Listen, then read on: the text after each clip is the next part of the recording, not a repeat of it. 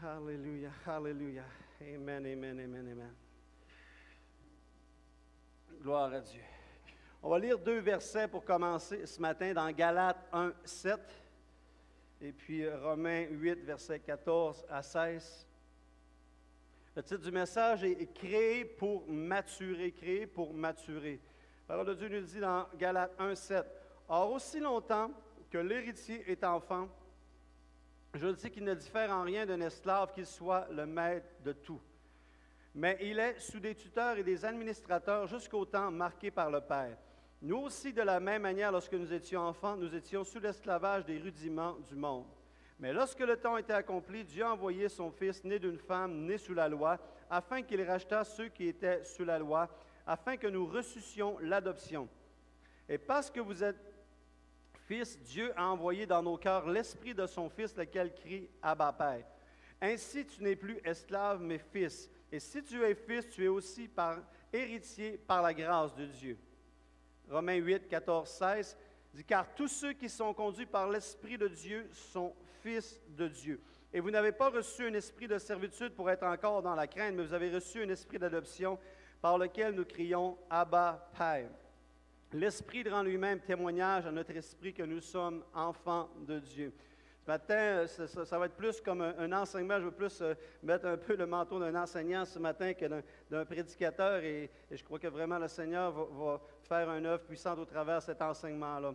Si on veut être capable de comprendre ces 2 textes-là qui sont nos textes de base ce matin, il y a vraiment une connaissance préalable qu'on a besoin d'avoir, c'est que nous sommes tous des créatures de Dieu. Donc, Dieu en tant qu'humain, Dieu a tant aimé le monde, les êtres humains, il nous a créés.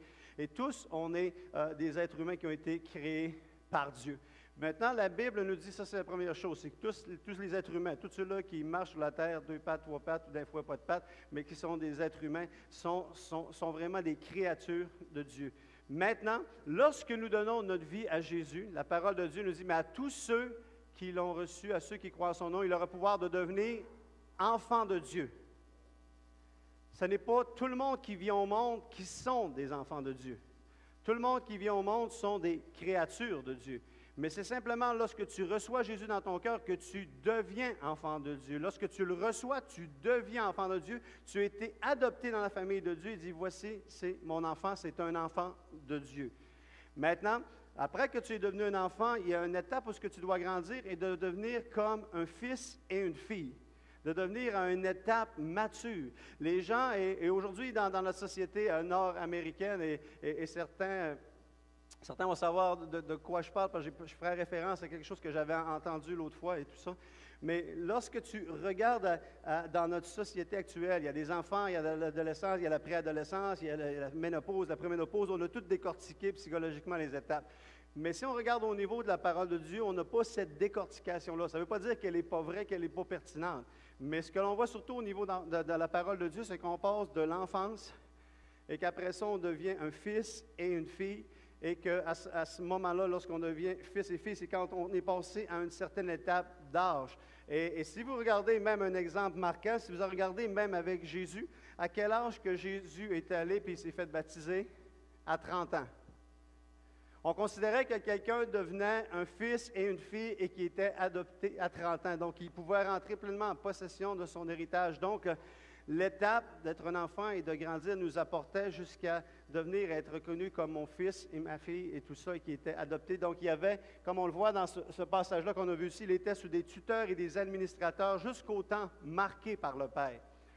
Et c'est lorsque Jésus, quand Jésus est arrivé à l'âge de 30 ans, qui est allé pour se faire baptiser, qui a dit « Voici mon fils bien-aimé ». Lorsqu'il a déclaré qu'il était fils, c'est là à ce moment-là qu'il a pu rentrer à son héritage. Le ministère de Jésus, tout ce que Dieu avait pour lui, il a pu être accordé simplement lorsqu'il est venu à un état de maturité. Lorsqu'il est devenu, pour être capable de, maintenant qu'il était sur un tuteur, il avait appris, il avait grandi, tout ça, il était arrivé à l'âge de 30 ans. Maintenant, le Père a déclaré son identité. C'était comme un processus d'adoption. Et c'est ce que la culture juive, la culture hébraïque faisait. Les gens grandissaient, ils étaient éduqués, et à un moment donné, ils pouvaient avoir leur adoption officielle, parce que durant un temps, il y avait des tuteurs, des administrateurs qui les gardaient jusqu'à un temps marqué. Et quand il arrivait à ce moment-là, il devenait fils et fille. Maintenant, dans le début du passage, donc, vous comprenez? Créature, enfant et fils. Mais quand tu es rendu un fils ou une fille, tu restes encore une créature, parce que tu es un être humain.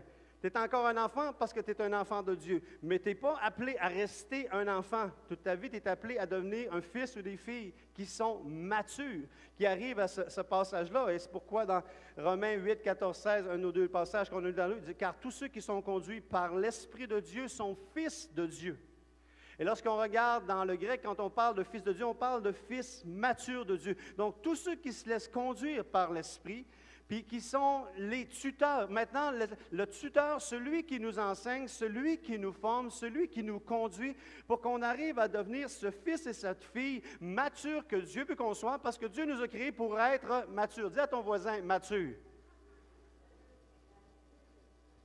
Ça peut vouloir dire quelque chose, ça peut vouloir dire, tu es peut-être en train d'exhorter ton frère, peut-être que lui, il fait encore le Bible et tu es en train de dire mature. Dis encore à ton voisin, mature ce matin.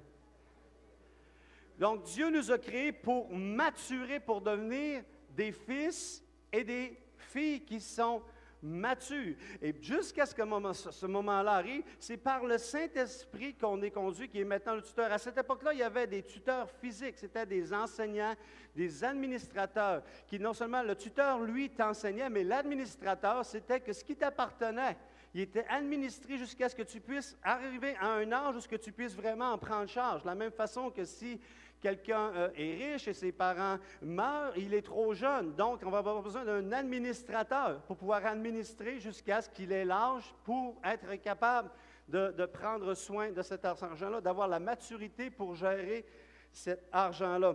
Donc, il y avait ces tuteurs et ces administrateurs-là qui arrivaient pour nous essayer d'enseigner les gens pour qu'ils arrivent à un temps où ils disaient « OK, maintenant, tu es un fils, tu es une fille, vraiment, tu es adopté et tu peux rentrer en possession de ton héritage. » Et c'était physiquement. Maintenant, aujourd'hui, on n'a plus nécessairement ces administrateurs, on ne compte plus. Oui, il y a des gens qui vont nous enseigner, oui, il y a des gens qui vont nous éduquer. Mais celui qui nous a été accordé, qui nous a été donné pour nous enseigner, nous conduire dans toute la vérité, c'est le Saint-Esprit. Le Saint-Esprit devient notre tuteur, devient notre administrateur qui va nous conduire. Et si tu n'as pas une relation avec le Saint-Esprit, tu ne pourras pas atteindre un point où est-ce que tu vas devenir mature, où est-ce qu'on va pouvoir te confier les choses de Dieu, où est-ce que tu vas pouvoir prendre possession de l'héritage que Dieu a pour toi. Et ce qu'il dit dans le début du passage, il dit « Or, aussi longtemps que l'héritier est enfant, je dis qu'il ne diffère en rien d'un esclave, qu'il soit le maître de tout. » Aussi longtemps que l'héritier, donc, nous avons été, la parole de Dieu nous dit qu'on a été appelés à hériter avec Christ, nous sommes co-héritiers avec Christ. Il y a quelque chose que l'on hérite parce qu'on fait partie de la famille de Dieu. Mais Paul est en train de dire ici que celui qui reste enfant, aussi longtemps qu'il reste enfant, il est comme un esclave. Donc l'esclave, il n'y avait rien du maître qui lui appartenait. Il faisait juste travailler pour le maître, mais il n'y avait aucun héritage parce qu'il était simplement un esclave. Et la Bible dit ici que tu restes juste un enfant, tu n'es pas mieux qu'un esclave. Tu es comme un esclave aussi longtemps que l'héritier est enfant. Je dis qu'il ne diffère en rien d'un esclave. Ça veut dire que quelquefois, on peut se retrouver en tant qu'enfant de Dieu, on est là, on sert le Seigneur depuis des années, mais on ne mature pas, on n'arrive pas à un point où on peut obtenir l'héritage de Dieu. Pourquoi? Parce qu'on est resté comme des enfants. Et l'enfant ne réussit pas à avoir possession, ne réussit pas à avoir les choses qu'il devrait avoir de la part de Dieu, autant que les gens. Regardons aujourd'hui, quelquefois on se retrouve avec des enfants de Dieu qui se retrouvent, on regarde les gens qui sont encore dans l'esclavage du péché. Donc, quelquefois on va regarder à des chrétiens et on va sentir qu'il n'y a pas de différence avec les gens qui ne connaissent pas Dieu. On se retrouve avec des enfants de Dieu qui ne diffèrent en rien des gens qui sont encore dans l'esclavage, dans le monde, dans le péché, sans connaître Dieu. Et ce n'est pas normal. C'est pas normal. Je ne parle pas juste de possession naturelle. Je parle de possession spirituelle que Dieu peut nous donner. Et quelquefois, le matériel peut venir avec ça. Mais la réalité, c'est que l'enfant de Dieu qui va maturer va arriver à un point où est-ce qu'il devrait avoir une différence entre les deux. Vous me suivez jusqu'à maintenant?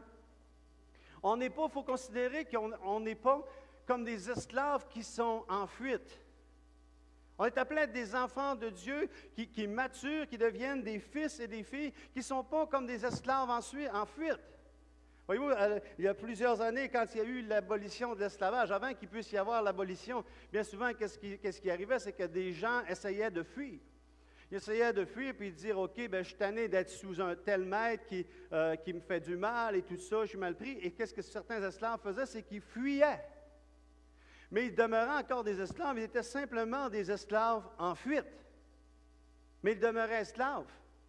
Dans leur mentalité, ils restaient quand même des esclaves en fuite. Et malheureusement, à un moment donné, il y a eu l'abolition de l'esclavage et tout ça. Mais pour certains, même si l'abolition avait été faite, plusieurs fonctionnaient encore avec la mentalité d'un esclave, mais en fuite.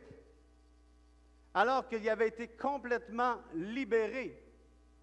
Mais malheureusement, nous, en tant que chrétiens, si on reste à l'état d'enfant, bien souvent, on ressemble à des esclaves, à des gens qui essayent de fuir l'esclavage, alors que l'esclavage est aboli. Je ne sais pas si vous me comprenez ce matin. S'il y a l'esclavage de la maladie, tu ne devrais plus fuir la maladie parce que la maladie a été abolie à cause de l'œuvre de Jésus-Christ. Si tu étais dans toutes sortes de problèmes dans ta vie, la captivité et la dépendance à des choses, tu ne devrais pas être un esclave qui est en train de vouloir fuir la dépendance, mais tu étais quelqu'un qui était rendu libre et qui fait simplement combattre pour pas que la dépendance revienne dans ta vie. Tu ne peux être voir simplement comme un enfant, simplement comme un esclave, mais quelqu'un qui a été libéré parce que l'abolition de l'esclavage du péché a eu lieu il y a 2017 ans maintenant à la croix du Calvaire, et tu n'es plus un enfant, tu es appelé à marcher dans une liberté.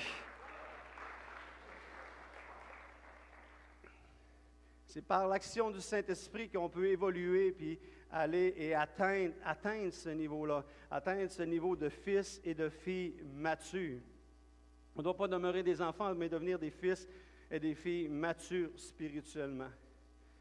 Mais si on veut être capable de faire la différence et de réaliser est-ce qu'on est des fils et des filles, on a besoin de comprendre un peu plus à quoi ce que ça ressemble un enfant. Un enfant, ça ressemble à quoi? Comment ça va réagir? Bien souvent, si on regarde à un enfant, une des premières choses sur un enfant, c'est qu'un enfant, sa vie est centrée sur ses propres besoins.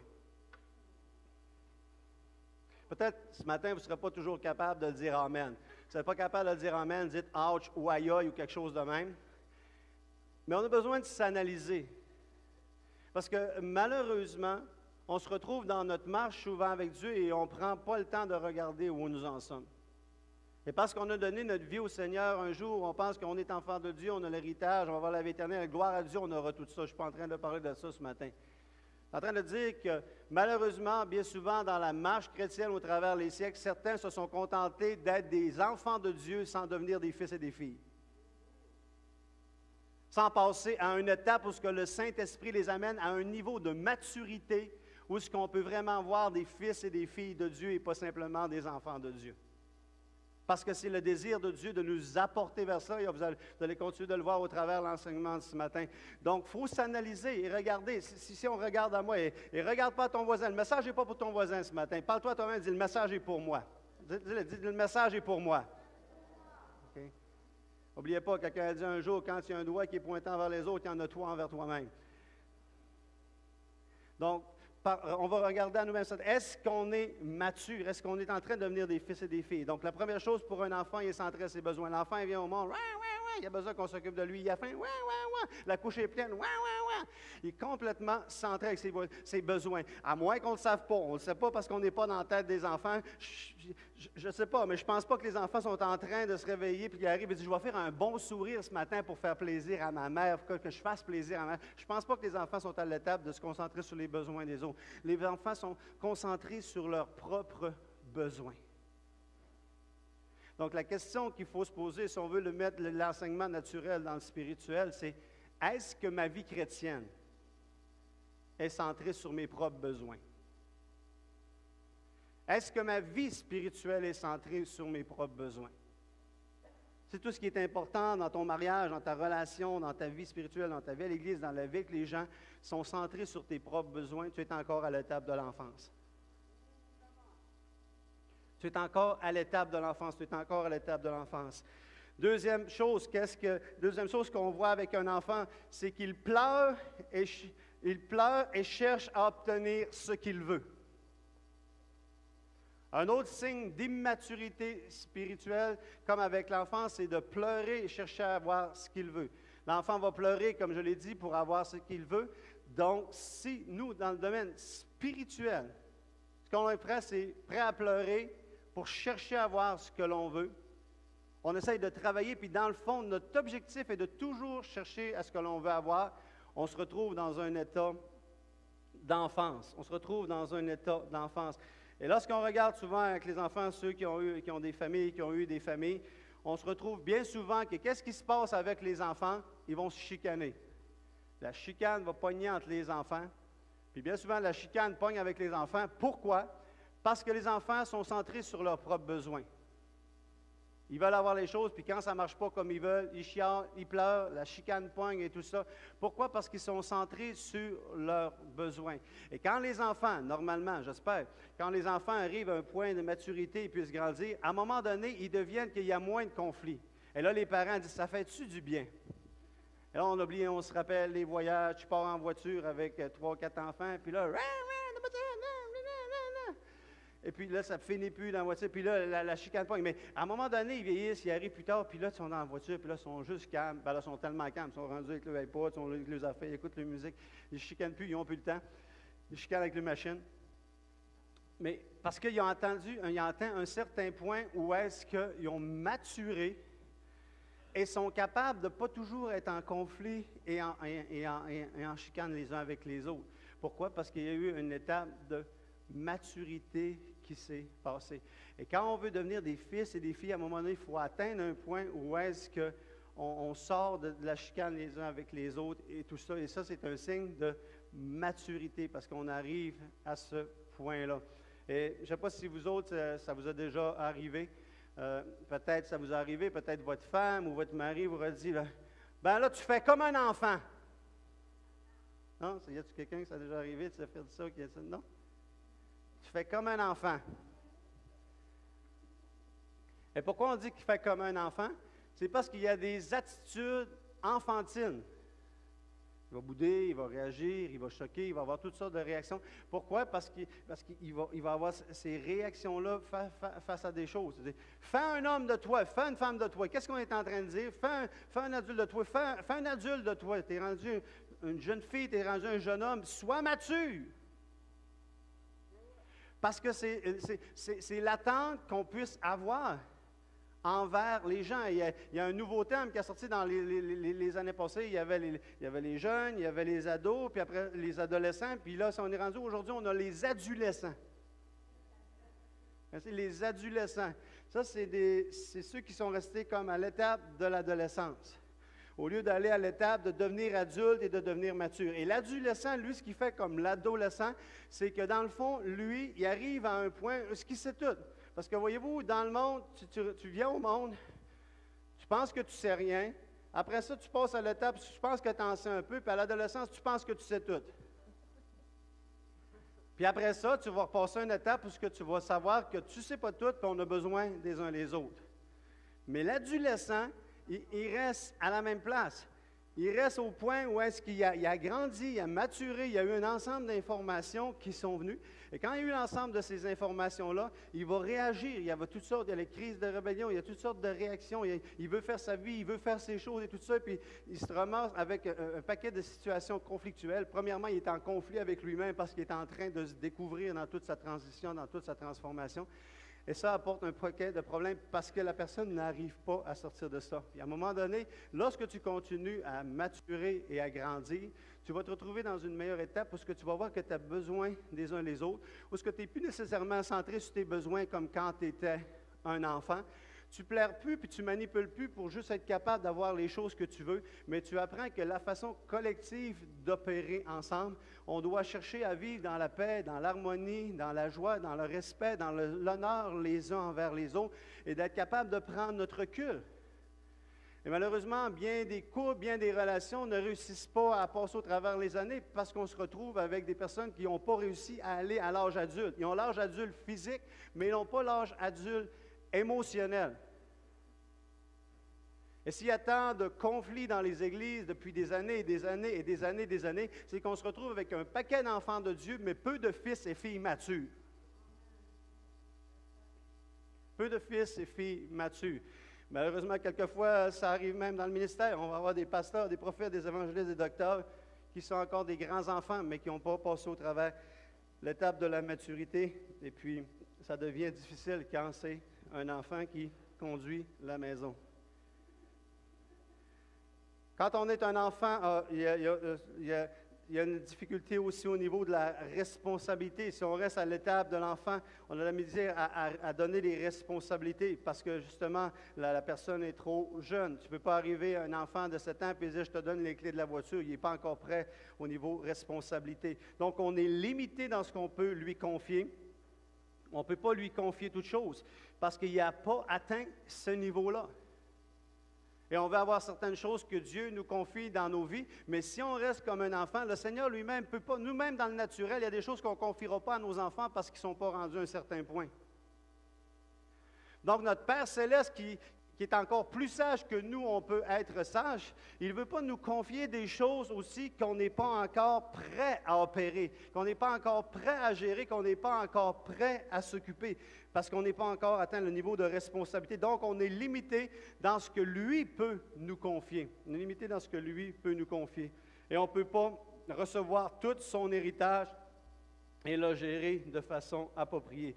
Mais Jésus, praise the Lord, le Fils de Dieu, notre exemple suprême en tant que Fils, lui était centré sur les royaumes et la volonté de son Père et était vraiment comme notre exemple. On voit en Jésus un exemple mature. On a besoin de comprendre quelque chose avec Jésus. C'est un grand mystère, mais les théologiens, plusieurs s'entendent pour parler, pour s'accorder de cette façon-là à propos de Jésus. Jésus, qui était le Fils de Dieu, n'a jamais perdu sa divinité. Il a toujours été le Fils de Dieu. Mais il était 100% Dieu, mais 100% homme, parce qu'il était aussi le Fils de l'homme. Et Jésus n'a jamais eu besoin de grandir dans sa divinité, mais il s'est dépouillé de ses pouvoirs dans le sens qu'il a voulu prendre la forme d'un homme et opérer en tant qu'homme pour nous donner un exemple. Donc, dans son humanité, Jésus a franchi différentes étapes pour nous donner un modèle et un exemple. Donc, il était en tant que Fils de l'homme, appelé à grandir, et on va regarder à son exemple un peu plus tard pour comprendre. Romains 8, 19, 22. nous dit aussi, la création attend-elle avec un ardent désir la révélation des fils de Dieu. Car la création a été soumise à la vanité, non de son gré, mais à cause de celui qui l'y a soumise avec l'espérance, qu'elle aussi sera affranchie de la servitude de la corruption pour avoir part à la liberté de la gloire des enfants de Dieu. Or, nous savons que jusqu'à ce jour, la création tout entière soupire et souffre les douleurs de l'enfantement. Or, la création attend-elle avec un ardent désir la révélation des fils de Dieu. Ce que l'on a commencé à expérimenter depuis la croix de Golgotha jusqu'à maintenant, c'est la manifestation de la bénédiction et de tout ce que l'héritage que Dieu a voulu nous donner à nous en tant que fils et filles de Dieu. Et donc, Dieu a voulu nous donner ça et on a commencé à goûter en partie.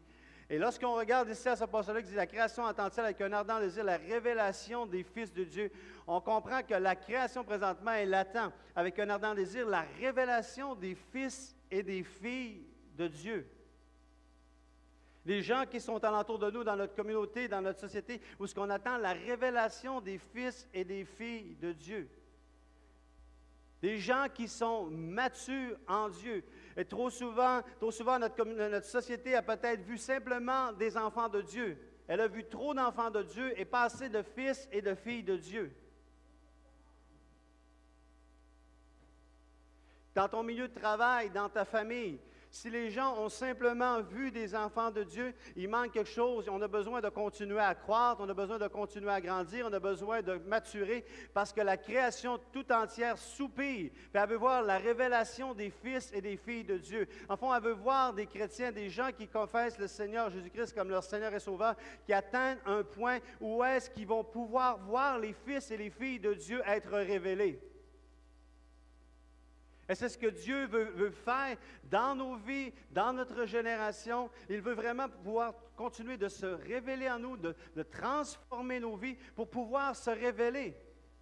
Le but était de révéler Christ. Christ est venu pour nous révéler Dieu.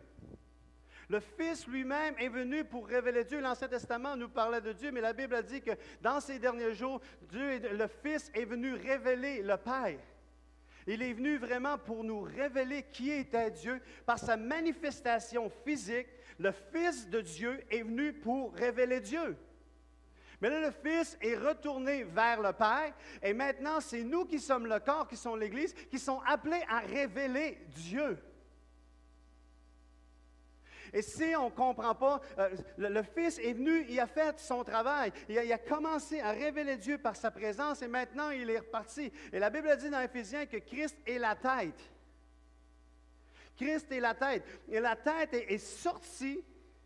Comme un accouchement, la tête est sortie pour révéler Dieu. Maintenant, il est temps que tu ne peux pas rester avec un bébé qui a juste la tête qui sort, puis le corps ne sort pas. Ça va mal aller tantôt.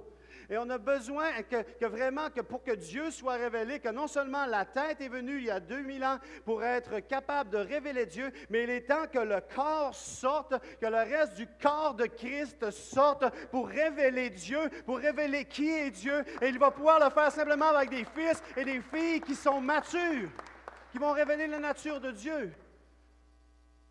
Et j'entends des fois où est-ce qu'il y a des commentaires des fois qui se disent, qu'on parle des fois, souvent les gens parlent qu'on va devenir des super chrétiens et tout, et puis on exagère, on est appelé à devenir des super chrétiens. On n'exagère pas à devenir des super chrétiens.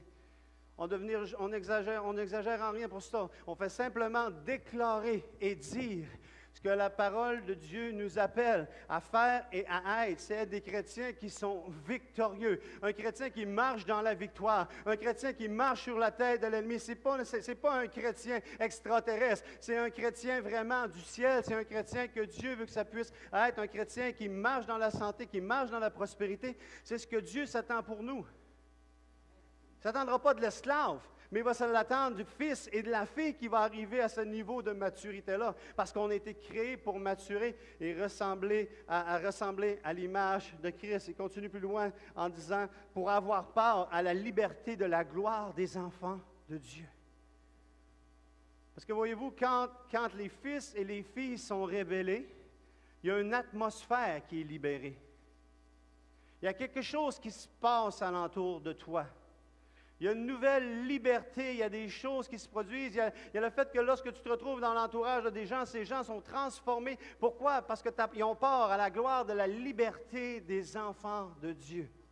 T'apportes l'atmosphère de joie, t'apportes l'atmosphère d'amour, t'apportes l'atmosphère de compassion. Tu permets à des gens qui étaient gênés et dans la crainte de devenir dégênés et de devenir confiants. Pourquoi? Parce que les fils et les filles de Dieu qui portent quelque chose transforment l'atmosphère alentour d'eux. Ils apportent quelque chose du ciel sur la terre. Et ça, c'est juste les fils et les filles qui ont compris qui ils sont et qui marchent dans ça, qui sont capables de l'opérer, qui sont capables de le faire. Romains 8, 29. Romains 8, 29. Il dit, car ceux qui l'ont connu d'avance, il les a aussi prédestinés à être semblables à l'image de son Fils. Ce n'est pas moi qui l'invente, c'est la parole qui dit, ceux qui l'ont connu d'avance, c'est vous et moi, ceux qui ont donné leur vie, ceux qui l'ont connu d'avance, il les a aussi prédestinés. Donc le but était qu'ils deviennent semblables à l'image de son Fils. Semblable à l'image de Jésus, afin que son Fils fût le premier-né entre plusieurs frères. Plusieurs frères. Donc, c'est notre destin de comprendre qu'on puisse venir à l'image de son Fils. Donc, pas seulement des enfants, mais des fils et des filles matures et ayant été créés pour devenir matures. Mais comment Jésus a réussi à le faire? Si on regarde un certain cheminement, certaines choses que l'on voit dans sa vie. Luc 2, verset 40. Luc chapitre 2, verset 40.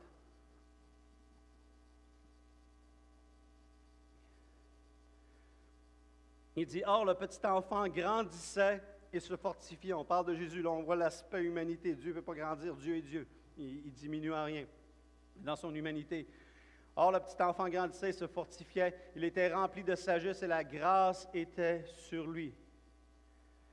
Et Jésus croissait en sagesse, en stature et en grâce devant Dieu et devant les hommes. Donc, premier point par rapport à Jésus, c'est que dès son jeune âge, il nous donnait l'exemple en tant que fils de l'homme, en tant que représentant de l'humanité, l'importance de chercher à grandir, l'importance de chercher à se fortifier en stature et en grâce devant Dieu et devant les hommes.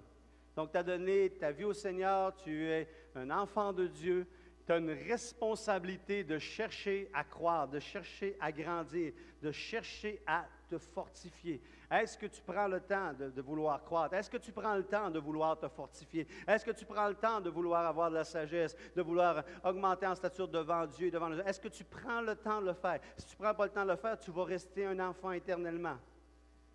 Il y a besoin d'avoir des pas qui sont faits pour t'amener vers ça. Deuxième chose, Marc 1,11. Et une voix fit entendre des cieux ces paroles, tu es mon fils bien-aimé, en toi j'ai mis toute mon affection. Donc le deuxième point, c'est que Jésus connaissait son identité. Tu as besoin de connaître ton identité. Tu es mon fils bien-aimé.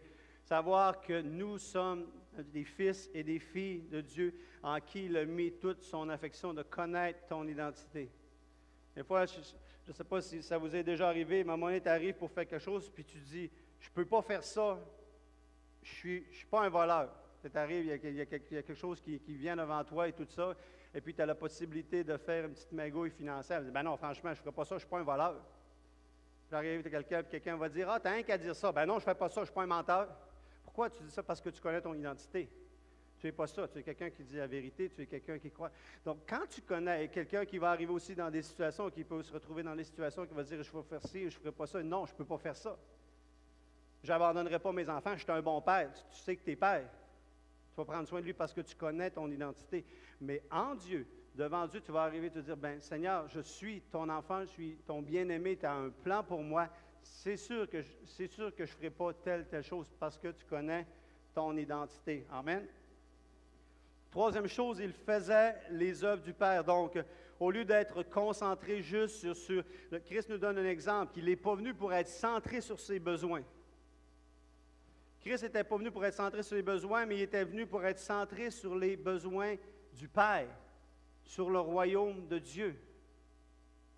Donc, souvent, des fois, ça peut être difficile parce que certains d'entre nous, peut-être même la majorité d'entre nous, si on a donné notre vie au début à Dieu, c'est rarement parce qu'on s'est dit, ah, je pense que Dieu, il y a un plan, Dieu, il y a une œuvre, et puis moi, je vais m'enrôler pour l'aider à accomplir son œuvre.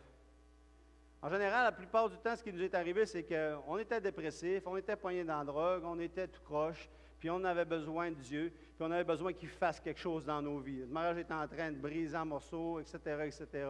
Les choses allaient tout mal, les choses allaient tout croche. Et puis, on a donné notre vie au Seigneur. Et puis, on a commencé notre marche chrétienne, bien souvent basée sur un Dieu qui vient à notre rencontre pour pourvoir à nos besoins. Et c'est vrai que Dieu le fait. Puis ça, c'est bien correct, mais il y a un temps où est-ce qu'il faut que tu comprennes que la vie chrétienne, ce n'est pas une question de « je vais là pour que Dieu rencontre mes besoins ». Je ne vais pas à l'église pour que les gens, le pasteur, l'équipe, les gens, les frères, les sœurs soient là et ils rencontrent mes besoins. Toutes ces choses-là vont venir. Toutes ces choses-là font partie des choses qui sont importantes. Oui, les pasteurs ont des choses à faire pour rencontrer les besoins des gens. Oui, le leadership, oui, les frères et sœurs, on a tout ça. Mais même si ça est vrai, on ne doit pas vivre pour ça. Parce que si on vit pour ça, on reste à l'étape où est-ce que nous sommes comme des enfants qui cherchent à ce que leurs besoins soient comblés. On doit passer à l'autre étape comme Jésus qui nous a montré qu'il était là pour accomplir la volonté de son Père. Il dit dans Jean 10, 37, 38, « Si je ne fais pas les œuvres de mon Père, ne me croyez pas, mais si je les fais quand même, vous ne me croiriez point. Croyez à ces œuvres afin que vous sachiez reconnaître que le Père est en moi et que je suis dans le Père. » Donc, il était vraiment dans la volonté du Père. Et ailleurs, il dit, « Je fais simplement les choses que je vois le Père faire et je dis simplement les choses que j'entends le Père dire. » Donc, il recherchait constamment à accomplir la volonté du Père. Ça, c'était une autre des choses que Jésus faisait. Quatrième chose, Luc 4, il était rempli et revêtu du Saint-Esprit. Luc 4, verset 1 dit, « Jésus, rempli du Saint-Esprit, revint du Jourdain, et il fut conduit par l'Esprit dans le désert. » Verset 14, « Jésus, revêtu de la puissance de l'Esprit, retourna en Galilée, et sa renommée se répandit dans tout le pays d'alentour. » Un autre des aspects de la vie de Jésus, ce qu'on voit dans son ministère en tant que fils mature de Dieu, il recherchait toujours à être rempli du Saint-Esprit, conduit par le Saint-Esprit. Donc, chercher les moments de présence où ce que l'Esprit de Dieu opère et fait une œuvre dans nos vies, que ce soit à l'Église, que ce soit dans les temps louanges, que ce soit dans nos temps individuels, de rechercher cette action du Saint-Esprit, d'avoir cette codépendance avec le Saint-Esprit. Ça, c'est une autre des choses que Jésus faisait. Et la cinquième chose, il connaissait la vérité et marchait dans la vérité, car il était même la vérité incarnée lui-même. Donc, il connaissait la vérité et marchait dans cette vérité-là. Jean 8, 32 nous dit, « Vous connaîtrez la vérité et la vérité fera de vous des hommes libres. » Donc, vous n'êtes plus à l'étape de l'esclavage, mais maintenant, vous êtes en train de devenir des hommes libres parce que vous allez connaître la vérité et la vérité va le faire. Et ça, c'est un autre exemple que Jésus nous donne. Il connaissait cette vérité-là, mais marchait dans la vérité. Et ça, c'est 5 éléments, on aurait pu en trouver d'autres, mais c'est 5 éléments essentiels et primordiaux que Jésus nous a donnés comme modèle pour arriver à une étape de maturité, d'être capable de maturer en lui, d'être revêtu du Saint-Esprit, de chercher à accomplir la volonté du Père et tout ça, de marcher dans les œuvres de Dieu. Et que lorsqu'on fait ces choses-là, ce sont des éléments qui vont nous apporter à maturer de plus en plus et à devenir des fils et des filles qui sont matures. Un autre passage que je vais lire, je pense que c'est le dernier passage que je vais lire ce matin, c'est Éphésiens 4, versets 7 à 16.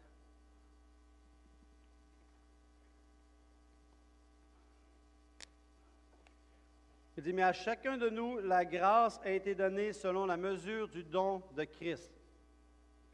C'est pourquoi il est dit, étant monté en haut, il a amené des captifs et il a fait des dons aux hommes.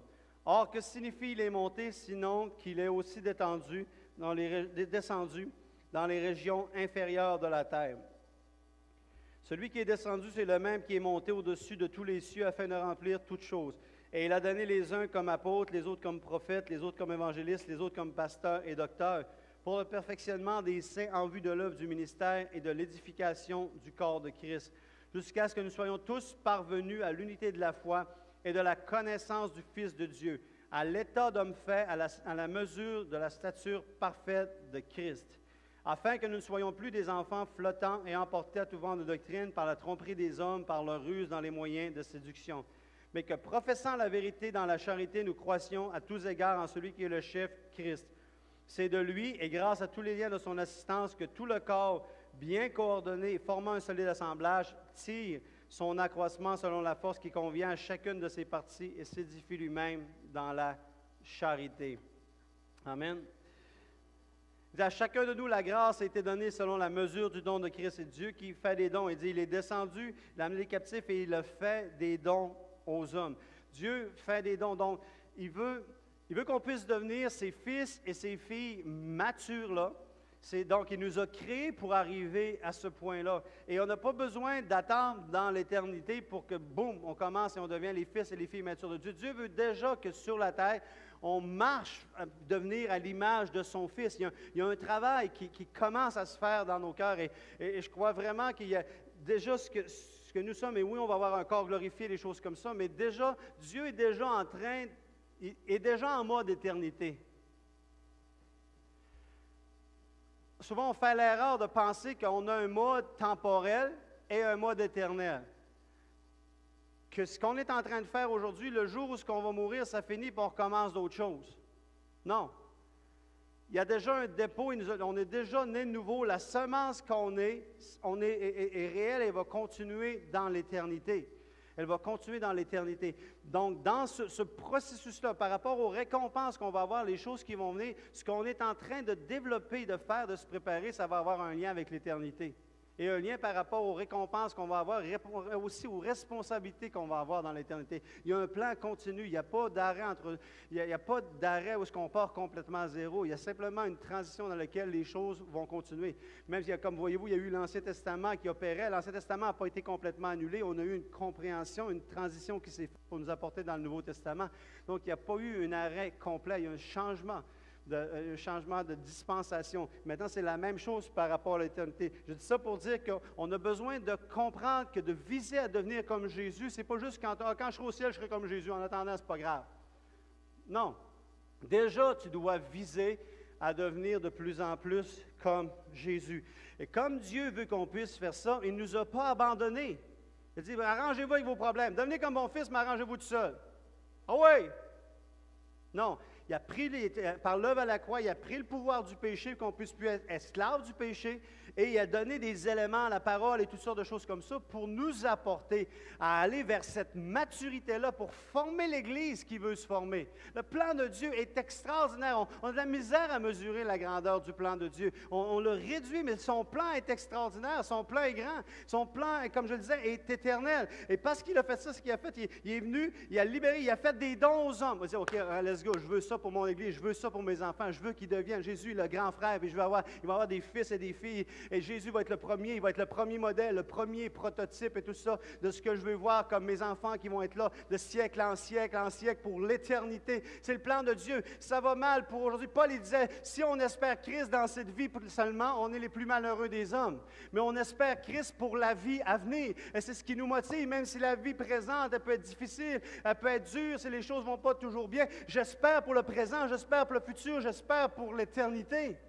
J'espère pour l'éternité. Et Dieu dit, je veux faire des dons aux hommes.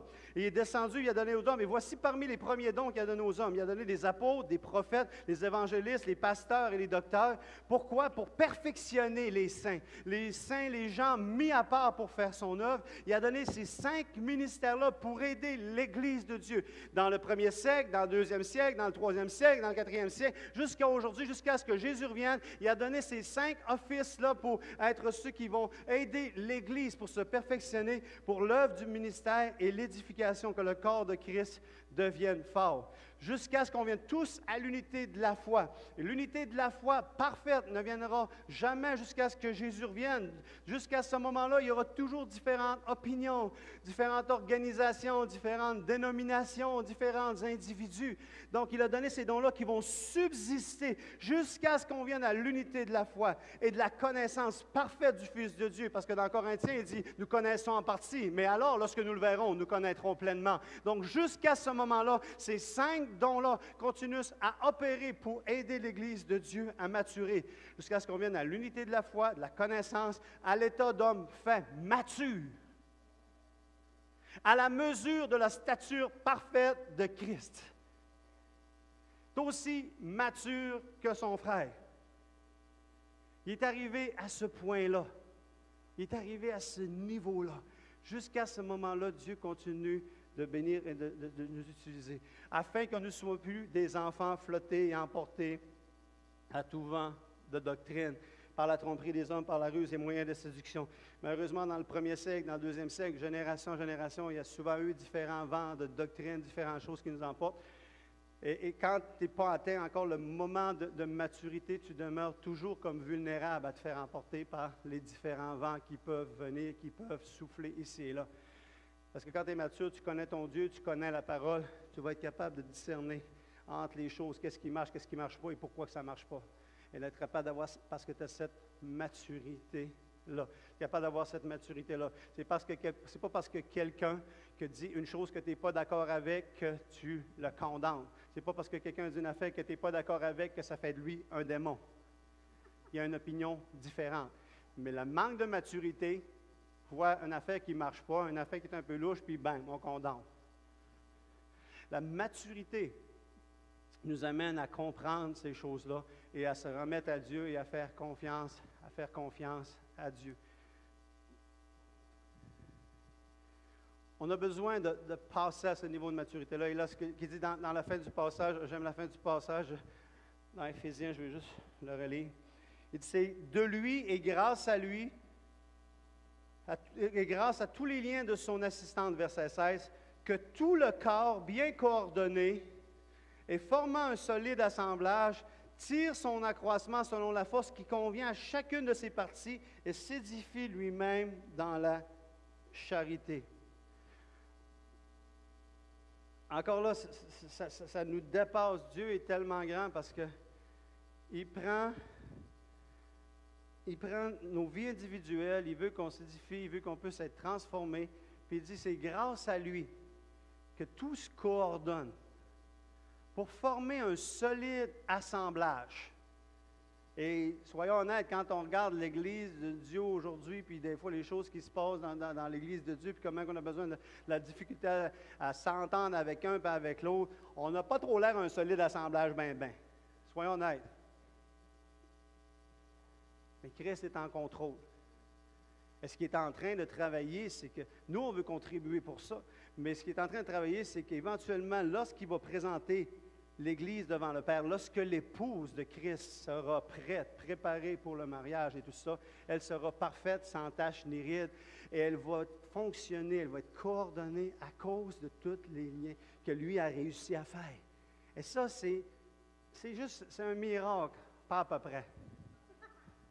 Des fois, on a de la misère à s'entendre à deux. Lui, on parle de millions, puis il va faire qu'on va s'entendre ensemble, de milliards qu'on va s'entendre ensemble. C'est incroyable. C'est incroyable, mais c'est Dieu. C'est comme, il parle avec moi, il est là ici ce matin, puis il bénit l'Église Nouvelle Vie, puis il bénit en Afrique, puis...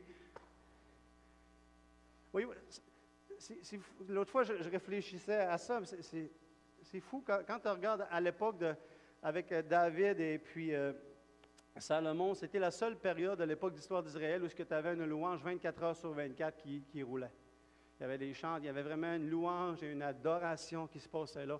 Et Salomon, avec la sagesse de la parole, la sagesse que Dieu lui avait donnée pour conduire son peuple, c'était le moment de la plus grande gloire de l'histoire d'Israël. Et après ça, quand David est parti, Salomon a fait un bout, les choses ont été mal. Et après ça, ça n'a jamais pu arriver de l'histoire de l'humanité que, pour une grande période de temps, qu'il y avait une louange qui apportait la présence de Dieu 24 heures sur 24. Et là, en Israël, Jérusalem, Dieu avait commencé avec les 120, les 500 et tout ça. Et il a commencé à avoir un peuple, mais il restait tout à Jérusalem dans le même fuseau horaire. Tout dans le même fuseau horaire. Donc, il y avait une louange qui pouvait durer jusqu'à un certain temps, mais il n'y avait rien qui a été établi. Mais si on regarde 2017 ans plus tard, à cause des fuseaux horaires, il y a une louange et une adoration qui est 24 heures sur 24, 7 jours sur 7, élève le nom du Seigneur partout sur la planète pour apporter la présence de Dieu, la gloire de Dieu et le niveau de connaissance qui augmente et de vérité à l'époque de Salomon qui est en train de reprendre place. C'est pourquoi il dit la gloire de la dernière maison sera plus grande que la gloire de la première maison. Et il nous coordonne, il nous met tout ensemble pour qu'on soit alignés. Mais on a besoin d'être ajustés, on a besoin d'être alignés. Y a-t-il des gens qui ont déjà été sur le Kiro? Ça fait mal, hein, des fois. Mais quand ça fait mal, pourquoi? Mais qu'est-ce qu'il fait? C'est qu'il te rajuste. Pourquoi qu'il te rajuste? Pourquoi qu'il te réaligne? C'est parce que tu étais désaligné. Tu étais décoordonné, tout ça. Et il craque, puis ça te refait rentrer, puis là, ça devient comme fonctionnel. Ça fait du bien. Parce qu'il t'a réaligné. Savez-vous, on a un chiro exceptionnel. Jésus-Christ est le champion des chiros. Et ce qu'il fait, c'est qu'il craque le corps. Il réajuste, il nous réaligne. Pour que ça puisse nous faire du bien, pour qu'on puisse être fonctionnel. Quand on a donné notre vie à Jésus, on avait tous besoin d'aller sur Jésus chiro. Et il a commencé à nous réajuster et à nous réaligner pour être capable d'être fonctionnel. Et comment Jésus nous réaligne? Il nous réaligne par sa parole. Sa parole qui fait une transformation dans nos vies, sa parole qui nous change. Et lorsqu'on se repent, on est en train de se réajuster, on est en train de se réaligner avec les principes de Dieu.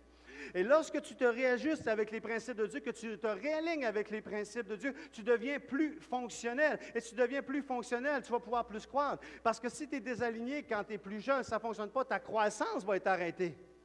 Ta croissance ne pourra pas prendre place. Mais si tu fais bien attention et que les choses sont bien alignées, il va pouvoir avoir une croissance qui sont normales. Et bien souvent, parce qu'on ne s'est pas réajusté avec les principes, avec la vérité de Dieu, on a une croissance spirituelle qui est arrêtée.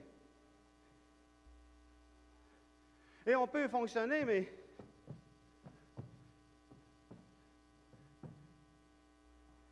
et tu es tout croche. Pourquoi? Parce qu'il y a des choses qui ne sont pas ajustées dans ta vie. Tu es un enfant de Dieu, mais avec un handicap spirituel. Parce que Dieu n'a pas encore guéri, il ne t'a pas encore réaligné, il ne t'a pas encore réajusté. Et on a besoin que Dieu continue de nous réajuster constamment. Et il y a quelque chose qui se passe au niveau, souvent quand il te craque au niveau du cou, au niveau de la moelle épinière, ces choses-là, il y a un liquide que je ne me rappelle pas le nom du liquide. C'est pas de la vodka. Mais il y a de la... Qui est là, le liquide rachidien qui est là, et que lorsqu'il te réagisse, qu'il te réaligne, quand c'est bloqué, ça empêche vraiment le flot. Et même ton niveau d'énergie va être plus bas. Et bien souvent, spirituellement, c'est la même chose. S'il y a certaines choses qui ne sont pas réajustées, qui ne sont pas réalignées, ton niveau d'énergie spirituelle va être plus bas. Tu ne pourras pas avoir toute la vigueur que tu devrais avoir. Et le corps de Christ ne peut pas avoir toute la vigueur qu'il devrait avoir. Si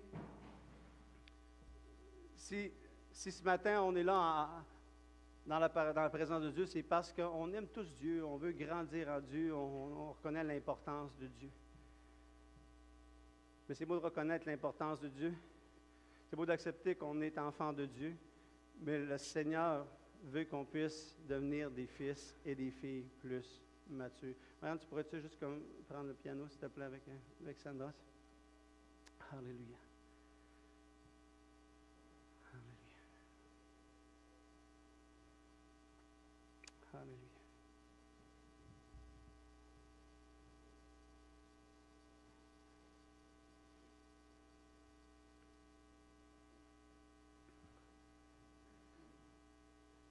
Juste fermer nos yeux quelques instants, alors qu'on va vers.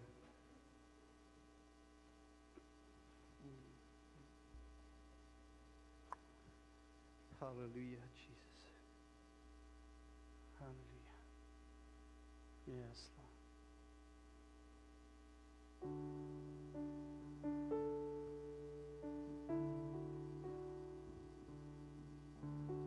Yes, Lord. Yes, Lord.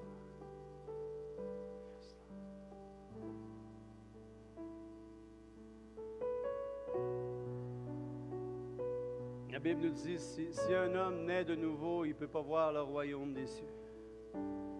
Nicodème a dit, Jésus, mais comment quelqu'un pourrait retourner, rentrer dans le sein de sa mère et puis renaître de nouveau? Ce qui est né de la chair est chair, ce qui est né de l'esprit est esprit.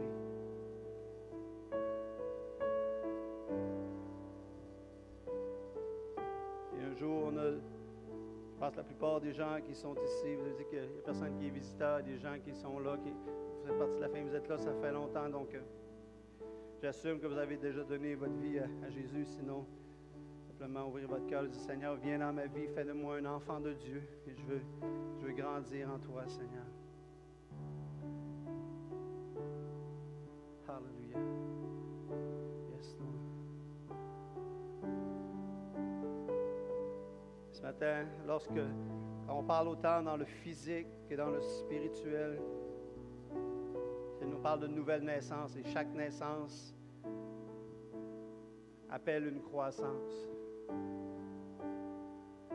Peut-être tu ne l'avais pas réalisé, peut-être tu l'avais réalisé ou tu l'avais oublié, mais ce matin-là, qu'on est dans sa présence, peut-être parle à ton Père, ton Papa Céleste, simplement lui dire dans tes propres mots, Papa, je veux grandir, je ne veux pas rester un enfant. Je veux devenir un fils ou une fille mature, qui va grandir en toi, qui va se développer en toi, qui va devenir tout ce que tu avais prévu pour moi, parce que tu avais des plans, tu as des projets, Seigneur, pour moi, Seigneur. Hallelujah. Alors, je veux vraiment devenir ça. J'ai négligé ma propre croissance, j'ai négligé mon propre investissement pour maturer et grandir en toi. Et Seigneur, ce matin, je te demande pardon et je m'engage à grandir en toi. Alléluia, Jésus. Alléluia. Alléluia, Jésus. Yes, Lord. Yes, Lord. Oui, Seigneur. Tu es son fils, tu es sa fille et il ne t'enlève pas ton identité parce que tu as tombé. Il ne t'enlève pas ton identité parce que tu as eu un manquement.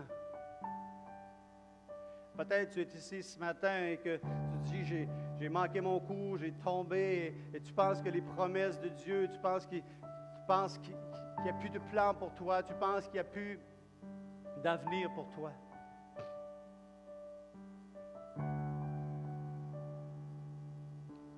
Ce n'est pas parce que tu as manqué que tu n'es plus un enfant de Dieu, qu'il n'y a plus de possibilité pour toi de devenir un fils ou une fille. Tu es simplement un enfant qui a tombé. Et sa main est là pour te relever, sa main est là pour te donner encore l'espoir. Te donner encore l'espoir. Te donner encore l'espoir. Merci Seigneur. Merci pour ton amour, Papa. Merci pour ton amour, Papa. Merci pour ton amour. Alléluia. Merci pour ta patience envers moi, Papa, ce matin. Alléluia, alléluia, alléluia. Merci pour l'œuvre que tu as commencé en moi, car l'œuvre que tu as commencé en moi, tu es parfait pour l'accomplir pour le jour de Jésus-Christ. Alléluia, alléluia, alléluia. Alléluia. Seigneur, montre à tes fils et tes filles ce matin. Montre-leur, Seigneur. Montre, Seigneur Jésus, là où est-ce qu'il y a les choses de l'enfance qui ont besoin de changer, Seigneur. Parce que, Seigneur, d'ailleurs, dans la parole, il dit que vous êtes encore au lait, alors que vous devriez être rendus à la nourriture solide. Le lait est pour les enfants, mais la viande est pour les gens qui sont rendus à une étape de maturité. Seigneur, tu veux qu'on puisse passer à des étapes de maturité spirituelle. Seigneur, enlève de nos cœurs et dans nos vies, Seigneur Dieu, mais dans nos vies personnelles, que ce soit, Père, quelquefois dans les mariages et dans les relations familiales avec les enfants, etc., Seigneur, dans nos vies personnelles, Seigneur, ces comportements enfantins, Seigneur, ces comportements, Seigneur, qui ne sont pas, Seigneur, matures, Seigneur. Seigneur, on veut être changés, Seigneur. Change-nous, Seigneur. Change-moi, Seigneur. Change-moi, Seigneur, Dieu. Change-nous, Seigneur. Alléluia. Alléluia. Alléluia. Seigneur, donne dans ton Église, Seigneur. Donne dans ton peuple, donne dans nos relations les uns avec les autres, Seigneur. Des comportements, Seigneur, qui sont matures, Seigneur. Des comportements qui sont matures, Seigneur. Des attitudes qui sont matures, Seigneur. Qui sont matures. Saint-Esprit, éduque-nous, enseigne-nous. Comme un tuteur que tu viens, tu nous enseignes. Montre-nous, Seigneur, montre-nous, Saint-Esprit, quand nos comportements ne sont pas des comportements qui sont matures. Que ce sont des comportements qui sont enfantins. Montre-nous, Saint-Esprit, éduque-nous, enseigne-nous. Alléluia, alléluia, alléluia. Apprends-nous à saisir notre identité, pour pouvoir recevoir tout l'héritage que tu as pour nous, Seigneur. Tout l'héritage que tu as pour nous, Seigneur. On veut atteindre un point de maturité. On veut atteindre un point de développement. Est-ce que tu vas pouvoir nous confier encore davantage? Est-ce que tu vas pouvoir nous donner encore davantage? Parce que tu vas reconnaître notre maturité en toi, Seigneur. Yes, Lord. Yes, Lord. Merci, Jésus. Alléluia. Alléluia. Alléluia. Alléluia. Alléluia, Jesus. Hallelujah. Hallelujah, Jesus. Yes, Lord. Thank you, Jesus. Merci, Jésus. Merci, Jésus. Merci. Hallelujah, Jesus.